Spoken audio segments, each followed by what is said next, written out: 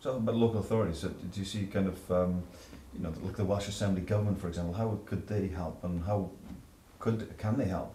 Yeah, they can help an awful lot by undoing the burdensome regulation.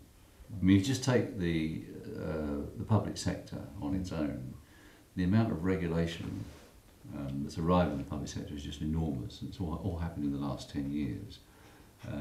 So basically what you've got is a load of people sitting down, writing down what they think others should do.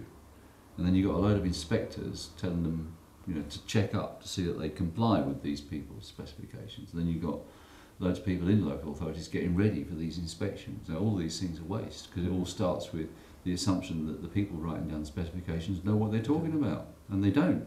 And that becomes apparent when you get to what I call the fourth major cause of waste in the public sector, which is the fact that the specifications are wrong.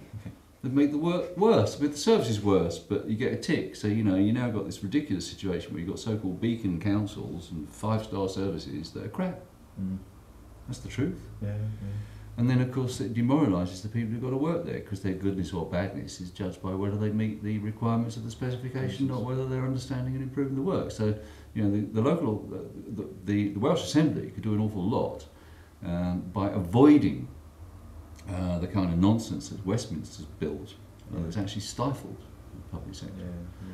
And you can take the same approach with the private sector. You know, again, Sarbanes-Oxley is a big news recently, but it's not the first. We've got more and more regulations sitting over the private sector, which is not based on knowledge. And if you impose regulations that are not based on knowledge, you just create additional cost, more burdensome problems into the system.